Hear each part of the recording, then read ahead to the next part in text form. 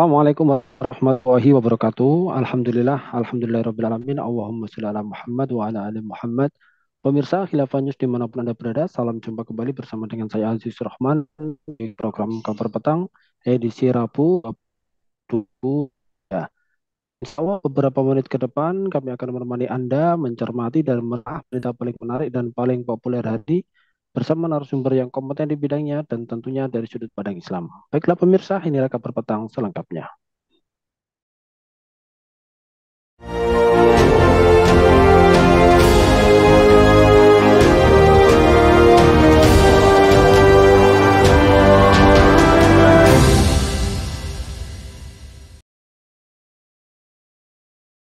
Pemirsa, Wali Kota Bandung, Yana Mulyana bersama keluarga diberikan fasilitas pelesiran ke Thailand. Fasilitas itu didapatkan dari PT Sarana Mitra Adiguna atau SMA selaku pihak penyuap Yana.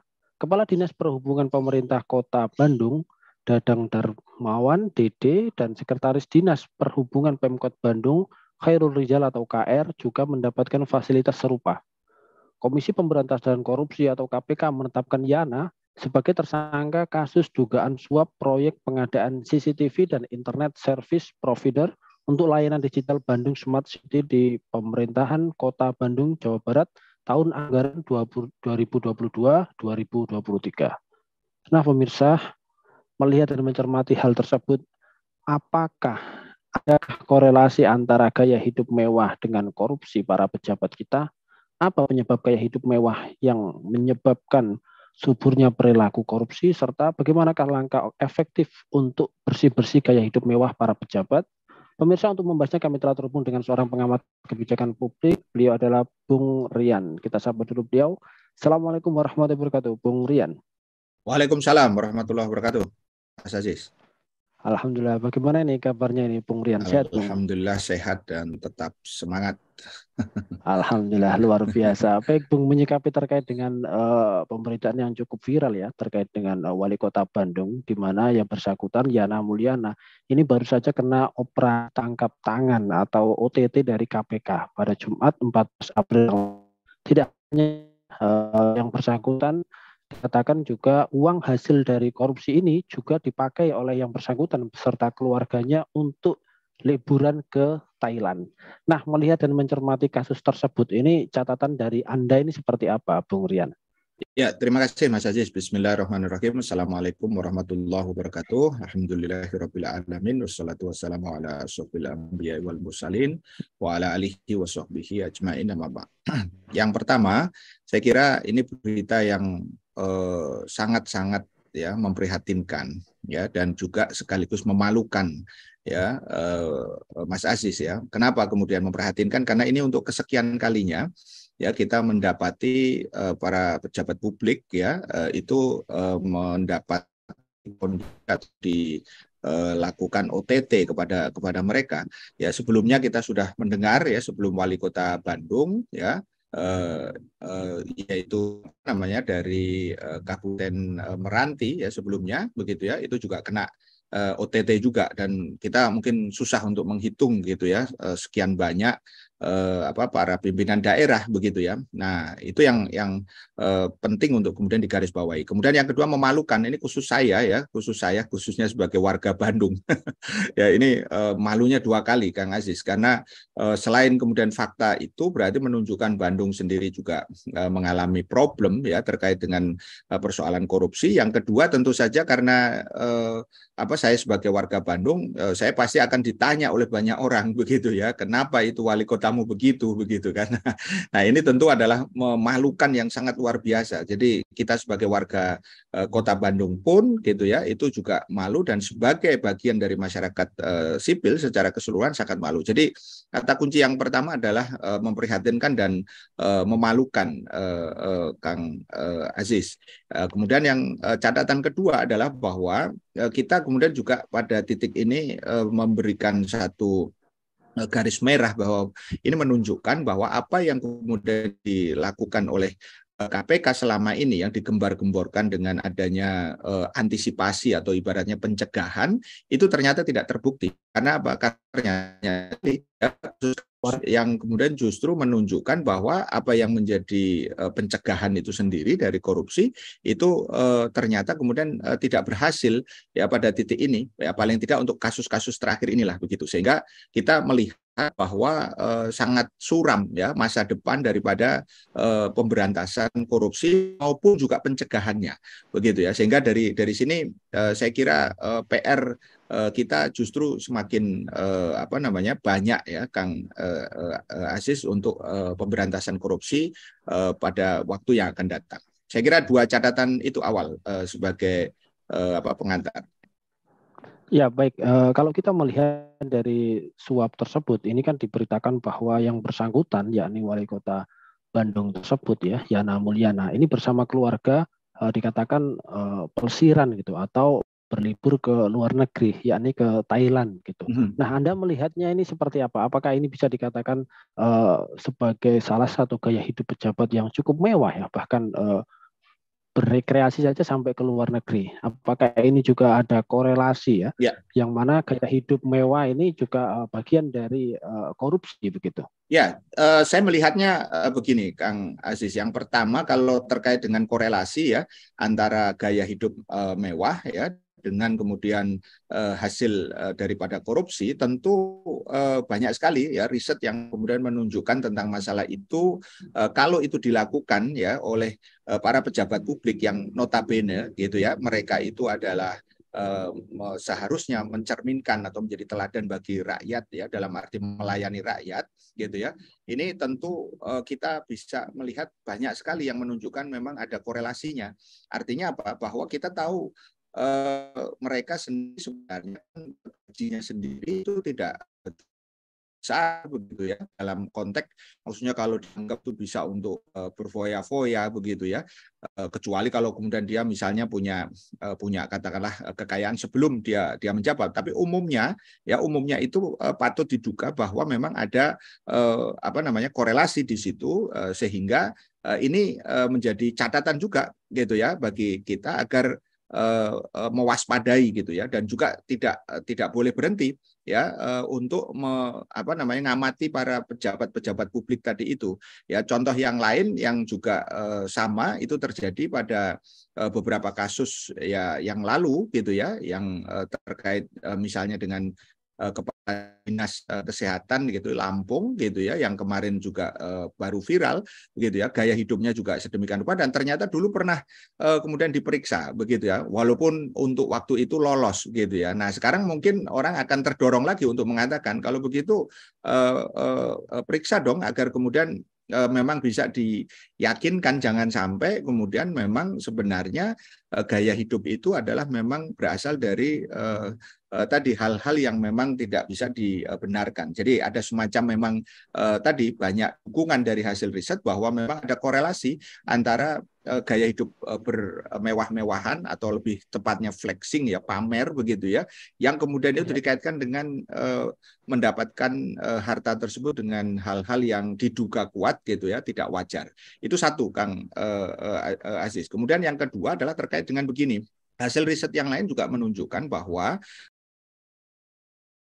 gitu ya, para pejabat kepala daerah maupun juga bawahan-bawahannya, terutama kepala daerah, itu mendapatkan dukungan dana ketika mereka menjalani proses pemilihan itu adalah dari cukong. Jadi ini satu kenyataan juga bahwa ketika kemudian mereka menjadi pejabat publik, kepala daerah, apakah gubernur, apakah kemudian juga bupati, wali kota misalnya, begitu ya, maka pikiran pertama mereka itu adalah tentu saja mengembalikan modal yang didapatkan dalam kontestasi yang harus kemudian dia bayarkan kembali tadi itu, karena inilah yang sebenarnya nanti menjadi pintu ya dari kenapa kemudian suap-suap yang tadi dilakukan itu kemudian mereka lakukan, maksudnya para pengusaha ini kemudian tidak ragu-ragu lagi untuk tanda kutip memberikan servis gitu ya, agar kemudian dia mendapatkan apa yang menjadi tadi modal yang sudah dia keluarkan selama dia menjalani proses pemilihan jadi kepala. Dari dua hasil riset ini sebenarnya menunjukkan baik dari aspek hubungan antara gaya hidup mewah tadi itu dengan dugaan ya penggunaan dana yang tidak wajar, maupun juga dari fakta pembiayaan politik yang besar ketika dia menjalani proses kontestasi, itu memang diduga kuat itulah yang kemudian menjadi persoalan yang membuat korupsi ini semakin menjadi-jadi. Ya, saya kira itu, Kang Aziz. Ya baik, lantas kemudian kalau kita melihat ya di dalam perjalanannya di negeri kita tercinta, ini ternyata banyak sekali pejabat-pejabat yang terpilih ini tersangkut kasus korupsi. Nah, Anda melihatnya ini seperti apa? Apakah ini adalah memang dari sisi personnya atau mungkin ada sesuatu yang salah di dalam sistem demokrasi kita ini? Ya, saya melihat akar masalahnya sesungguhnya adalah pada sistemnya, ya, Kang Aziz. Karena apa? Banyak orang yang mungkin dulu sebelum dia terpilih itu mungkin tanda kutip ya orang yang baik begitu ya, karena mungkin belum terbuka begitu ya, maksudnya belum katakanlah kritisi oleh banyak pihak begitu ya. Tetapi yang sebenarnya sekali lagi menjadikan mereka seperti ini ratanya kasus-kasus korupsi yang sekarang terjadi baik yang ditangani oleh kepolisian itu ratanya ya adalah karena memang biaya politik yang besar tadi itu. Jadi artinya apa? Jadi demokrasi kita itu memang memiliki satu konsekuensi di mana para kontestan tadi itu dia harus memiliki modal yang besar, begitu ya. Kalau dia tidak memiliki modal yang besar, maka dia tidak akan memiliki peluang untuk jadi. Makanya disitulah kemudian ada apa yang tadi saya sebut sebagai cukong-cukong tadi itu, ya, para oligark, para kapitalis begitu ya, yang membiayai mereka selama proses pemilihan tadi, dan tentu ada konsekuensinya. Apa konsekuensinya? Yaitu adalah terjadinya tadi transaksional politik tadi, politik yang kemudian meminta jaminan agar ketika dia jadi, ya dia tentu harus kemudian diberikan pengembalian begitu ya dalam bentuk berbagai kebijakan maupun juga berbagai proyek-proyek yang itu berbasiskan pada anggaran. Nah, dari sinilah sebenarnya kita bisa menggambarkan bahwa problem utamanya itu adalah pada sistem demokrasi yang memang mahal biaya, dan ini tidak hanya di sini saja, Kang Aziz, tidak hanya maksudnya dalam konteks kasus Bandung atau kemudian kasus lebih luas Indonesia. Di Amerika sendiri kita bisa tahu kasusnya Trump yang terbaru itu juga kemudian menunjukkan ya bahwa dia kalah sekalipun begitu ya pada waktu kontestasi dengan si Joe Biden beberapa waktu yang lalu, tetapi dia juga kemudian mengeluarkan dana yang begitu besar begitu ya, yang itu tentu saja tidak akan dia tanggung sendiri, tapi kemudian juga berbagai supporter-supporternya tadi itu yang tidak diragukan lagi, pasti juga kemudian menuntut pengembalian ketika mereka melihat calonnya tadi menang. Jadi saya kira di sini problem yang memang menjadi krusial. Nah, makanya orang yang baik pun ya tanda kutip ya ketika dia belum dikenal tanda kutip sebagai orang yang jahat begitu, ketika masuk maka dia bisa jadi kemudian dipaksa, mungkin dia tidak mau awalnya, tapi kemudian dia dipaksa untuk melakukan itu. Nah, saya melihat sosok wali kota Bandung ini ya, Yana Mulyana ini sebelumnya tidak dikenal sebagai orang yang katakanlah sudah track recordnya buruk lah begitu ya. Tetapi jangan lupa catatannya adalah bahwa dia dulu itu adalah dipasangkan dengan almarhum Mang Odet yang sudah wafat begitu ya, dan dia sebelumnya juga tidak memiliki track record sebagai politisi, tetapi sebagai pengusaha. Jadi dalam konteks ini sebenarnya ini tidak mengagetkan gitu Kang Aziz, bahwa akhirnya ya dia juga kemudian akhirnya ketika dalam posisi sebagai wali kota akhirnya menggunakan kedudukannya tadi untuk mentransaksikan tadi, karena saya yakin ketika kemudian dia menjadi pengusaha dan kemudian menjadi calon wakil wali kota pada saat itu, dia pasti mengeluarkan uang yang tidak sedikit begitu ya. Nah, dari sinilah sebenarnya kita ingatkan kembali bahwa akar masalahnya itu adalah pada sistem demokrasi yang mahal, yang memang kemudian menuntut agar para calon ya dia kemudian dibiayai oleh cukong atau para kapitalis atau oligark, dan ketika kemudian oligark itu kemudian menuntut haknya tadi itu, maka mereka akhirnya melakukan politik transaksional tersebut. Dan inilah khas daripada demokrasi kapitalistik yang ada di seluruh penjuru dunia. Saya kira itu, Kang Aziz. Ya, baik Bung. Lantas kemudian kalau kita melihat dari pernyataan dari mantan komisi maksud saya mantan penasehat ya, KPK atau Komisi Pemberantasan Korupsi, Bung Abdullah Heha Mahua, beliau mengatakan bahwa gaya hidup mewah pejabat ini dapat menyuburkan praktek KKN. Ya. Bahkan ia mengatakan ada sekitar 1.300-an orang yang ditangkap oleh KPK, atau sekitar 86% adalah orang-orang yang berpendidikan tinggi, namun mereka memiliki gaya hidup yang cukup hedon.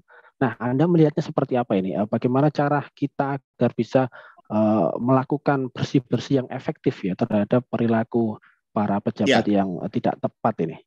Baik, kalau kita merujuk kepada Islam, sebenarnya ada dua kata kunci di situ, Mas Aziz. Jadi yang pertama itu ya sistemnya sendiri memang harus kemudian ada perubahan. Ya, kita tidak bisa berharap kepada demokrasi yang senantiasa mengandalkan tadi uang dari uang itu sendiri sebenarnya pada semua tadi lapisan tadi itu, sehingga di sini saya kira perlu ada perubahan di dalam Islam, karena dalam Islam gitu ya yang diterapkan itu adalah syariat Islam ya secara kafah, sehingga apa ya orang yang kemudian melakukan katakanlah penerapan itu ya seorang khalifah maupun juga kemudian para pejabat yang ada nanti di bawahnya itu kemudian memang harus benar-benar menstandarkan ya semua perilakunya tadi itu adalah dengan aturan-aturan Islam gitu ya. Kalau sistemnya itu kemudian sudah sistem Islam, yaitu dengan seluruh aturan-aturan yang akan diterapkan itu memang berasal dari Islam saja, Al-Quran dan Sunnah maksudnya yang ada di situ, maka kemudian gaya hidup tadi itu akan kemudian bisa arahkan, karena seorang pejabat itu dipilih nanti itu adalah karena atas dasar ketakwaan. Jadi bukan karena adanya berbagai transaksi-transaksi yang dia bisa berikan tadi itu. Sehingga dari situ maka bisa jadi seorang pejabat yang kredibel, dia mungkin secara harta dia tidak memiliki cukup, tetapi kemudian nanti negara memfasilitasi begitu ya, sehingga tidak ada kemudian peluang dia untuk melakukan korupsi. Kalaupun melakukan, maka kemudian ada hukuman yang nanti akan sangat-sangat berat di dalam persoalan tersebut. Itu yang pertama, sehingga nanti pejabat-pejabat yang bertakwa itulah yang nanti akan dipilih oleh khalifah untuk melakukan atau mengisi jabatan-jabatan yang strategis, sehingga menghindarkan dari praktika-praktika jual beli, sebutlah jabatan ataupun pembiayaan politik yang besar. Kemudian yang kedua yang saya kira ini tidak boleh dilupakan adalah bahwa pemimpin itu harus kemudian memberikan teladan, sehingga ketika dia direkrut, tentu saja dia harus kemudian memberikan teladan. Artinya apa? Harus ada kemudian keterbukaan dari sisi kekayaan dia yang sesungguhnya, ya, sehingga kalau nanti pada masa dia menjabat nanti ada proses yang bertambah dan tidak wajar. Kalau bertambah secara wajar itu silahkan saja. Tapi kemudian di situ nanti ada yang disebut dengan penghitungan terbalik, sehingga dari situ nanti dia akan bisa buktikan. Ya, Khalifah Umar bin Khattab dulu kemudian menyita harta dari para pejabat-pejabatnya kalau memang kemudian dia tidak bisa membuktikan